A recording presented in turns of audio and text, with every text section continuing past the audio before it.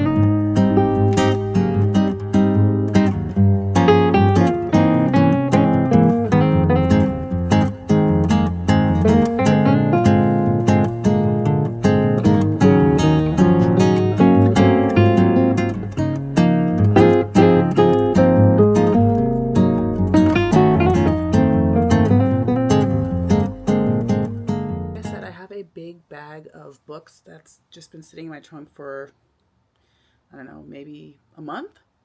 Yeah, it's pretty sad. Anyway, I have energy and time now, so I thought I would go and just drop off the books at the little library. Yeah, let's do that now, and I will take you along with me. Here are all the books that are in question, and then I also have a puzzle up here too. But some of them are like series that I finished, and then some are just regular books. Yeah. Give away this series and one more. Let me give away this series too. So, and this puzzle, which was really fun to do.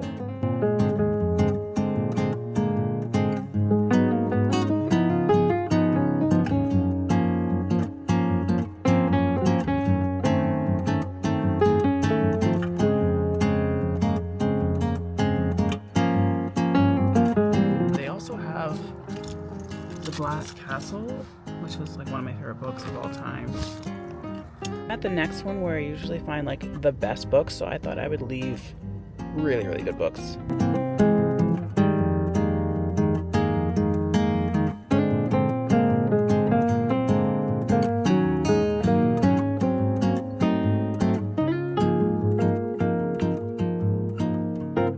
I decided to take Shantaram just because I was like, why not? And then I put my books right here. You can see them.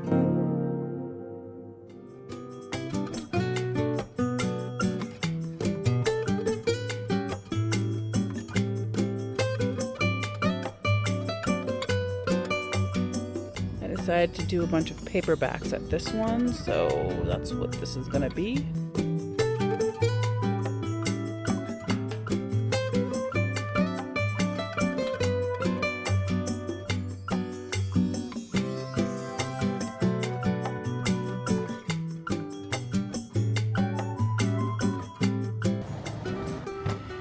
This little library is one of my favorites, but I looked at it and it said that it has experienced vandalism. It's up here, but I didn't know that they were gonna completely close, which is terrible. Like, how sad that people can't receive books now because of a random act of vandalism. For this little library, I thought I'd do a bunch of romance books, so I'm gonna put these paperbacks in this little library here.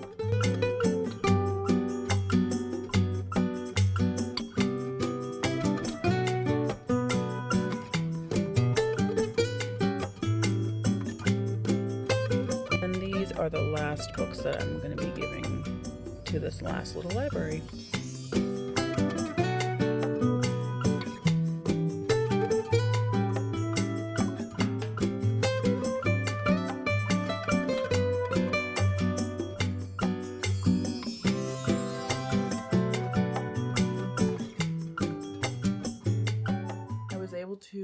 relax a little bit, get some editing done because I have a video I need to put up. But I switched over. I'm not sure.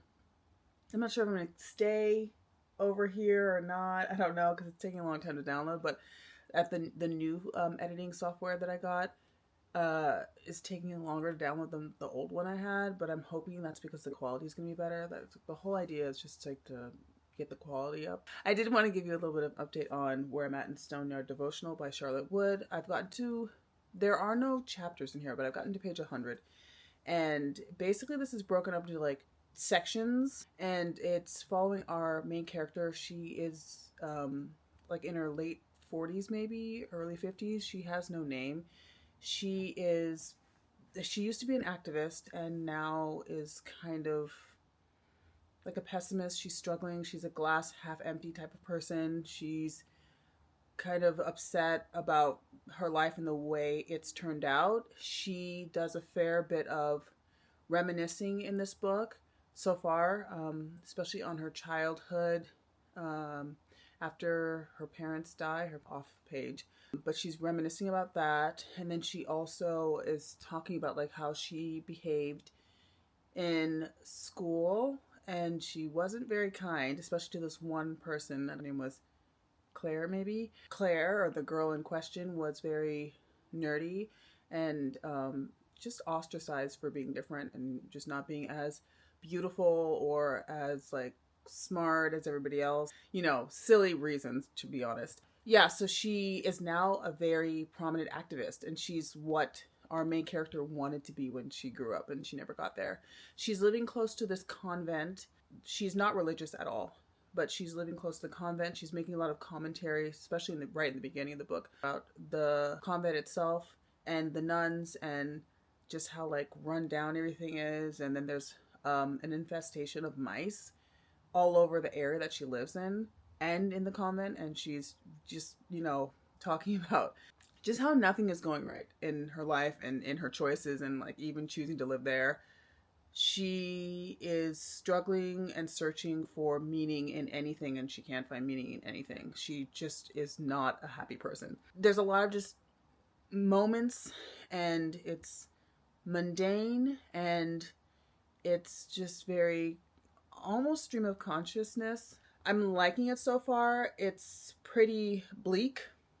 Not a lot is happening. This is more like just a snapshot of someone's life. It's probably feeling like a 3.5, maybe. It's nothing crazy, but it's not bad. I want to see where this is going to go, because like I said, I'm only 100 pages in, and I think there's about 300 pages in here, so I do have some time to get settled with this book and really figure out where we're going with this character. Good morning. I wanted to share where I was at in Stoneyard Devotional. I was able to finish this last night, and I wanted to give you a little bit of an update on how I'm feeling about it. So this book, like I said, follows our main character. She's like in her late 40s, early 50s, and she's kind of lost and kind of stuck and just kind of living this kind of bland, mundane life. It's basically following her and jumping through timelines, and it's like, this is happening at this time, and then this happened at this time in my life, and that happened at that time. So it's not really linear per se, and that kind of gets not confusing, but just kind of like, oh, okay, we're going here, now we're going here, now we're going here, okay. And the other thing is, the main character, definitely in the beginning for sure, is not that likable, and it's hard to feel for someone who's not necessarily likable. I feel like a lot of this is mundane, everyday life, and that's fine. And I feel like this is also left up to your interpretation of like what you think is happening in this book. I feel like everybody would have a different interpretation of what happens in this book because it's kind of vague. Because of that, I didn't really connect to this book. I didn't like this book, but it's more like I just didn't really understand what the purpose of this book was. After I read it, I kind of was like, wow, okay, so that's it. I would call this maybe like a very slow moving literary fiction book, and I felt like it was a bit too slow for me. Yeah, I didn't love this. I'd probably give this a 2.75. I'm actually shocked because there's all these blurbs here. This is shortlisted for Booker Prize. When you look in this book, you're seeing like all of these blurbs about how great the book is. There's more here about how great the book is. And I mean, I might be wrong, and I might not have, maybe I've missed something. Maybe you can let me know below if you've read this book, what I missed. But it just feels like a very slow, mundane story that, you know, is told by an unlikable narrator. And yeah, I don't know, I was kind of bored. To be honest with you, it was a little bit boring for me too, because this is a short book. This is like 270 something pages. And I kept thinking, am I done yet? Like, why am I not done with this book yet? Like, why hasn't this book ended? So yeah, this was a dud for me, unfortunately. Yeah, I'm gonna move on. So I'm gonna move on to James, and I'm really, really hoping that I like this one more than this one, which we'll see.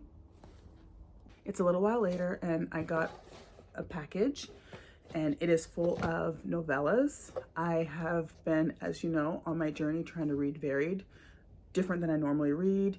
Novellas I don't read that often. I also, you know, I'm trying to read like classics and sci-fi, things like that. So I did a little bit of a deep dive on Reddit, and I was trying to find like people's favorite novellas or the best novellas. And I have about 10 books here that I am going to show you now. So let's just get right into it. And these are the ones that kept coming up like over and over and over again. So I was like, these are probably the ones to buy. Yeah, The Crying of Lot 49. This one's by Thomas Pynchon. This next one is called The Assembly. This is by Natasha Brown. The next one is by Becky Chambers. Becky Chambers wrote Psalm for the Wild Built. This one is called To Be Taught If You're Fortunate. This one is a translated work. This one is called Walking Practice. This is by Dolki Min. The next one is The Ballad of Black Tom. This one's by Victor Laval. The next one is Daisy Miller. This one is by Henry James. The next one is The Stranger by Albert Camus. The next one is Night, and this one is by Eli Wiesel. And then the last one is The Yellow Paper, and this one is by Charlotte Perkins Gilman. And this one is like 15 pages. So yeah, that's my little book haul. It is the next day, and I wanted to give you a little bit of an update on where I'm at in James by Percival Everett. I was able to read a lot last night, actually probably a little bit too much. I didn't get a lot of sleep last night because I was focusing on reading this, and so I'm pretty tired. But this book is great so far. I've gotten to chapter 24, and so far we're following our main character, Jim, and he is a slave. He is very eloquent, very well spoken, very smart. However, he's, literate. However, he kind of code switches. He even was trying to coach another person how to speak so that no white person felt like he or that person was smarter than the white person was. So he was very clever and is in this book and is very misunderstood by white people. He is obviously trying to make sure that he is safe and not finds out that his master is trying to sell him. Instead of letting that happen, he decides that he wants to escape and try to make a life somewhere else and possibly try to make it to freedom.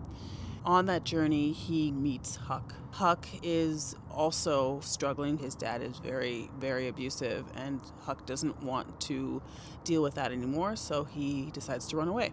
Jim now decides that he needs to protect Huck at all costs. During that time, meeting different people along the way, and some people are good and some people are not so good, and just their encounters that they're having and the things that they're learning about themselves and each other while they're together on this journey. The thing I like about this is that this book gives Jim a voice. It makes him more three-dimensional, in my opinion, and it makes him more real and tangible. I also do like that it was written by a black man. It shows him as a full, fleshed out character instead of just kind of being like a side kind of peripheral character. It was a lost opportunity for Mark Twain. He could have really flushed that out. But again, it is the adventures of Huckleberry Finn. So I'm loving this so far. This is very interesting. It's very, very poignant. I really, really love how intelligent James is, and just how he's using all the tools in his box to make sure that he survives this. And it's really, really good. I hope this made sense, because I'm a little bit like, but yeah, I'm enjoying this so far, and I'm going to continue reading it now, and I will get back to you when I finish this, probably tonight or tomorrow, and then I'll get back to you.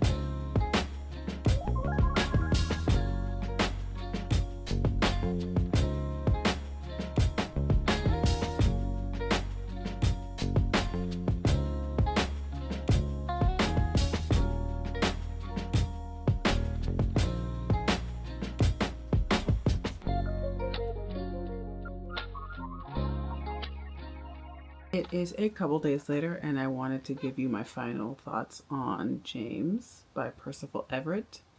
And I love this book. I am going to give this book 5 stars. I actually had a few days to think about it, because it's a couple days later, and I was like, is it a 4.5? Is it a 5? 4.5, 5? But I kept thinking about like the way this book was written, the journey that it takes you on, the fact that he was able to bring James to life in such a vivid, amazingly beautiful way. It just felt so necessary. It was kind of a missed opportunity for Mark Twain, and for Percival Everett to do this and to do it so well. Yeah, I mean, it's really fanfic in the best possible like sense. So yeah, this is a 5 star. I loved every second of it. I would definitely urge you to read this book if you haven't already. It really is worth the hype. It is super, super good. Very, very well done. And yeah, it was a book I'm going to be thinking about for a long, long time. So that is it for this video. Thank you so much for joining me. I hope you enjoyed. If you did, please don't hesitate to like, comment, share, subscribe, and I will see you in the next one. Bye.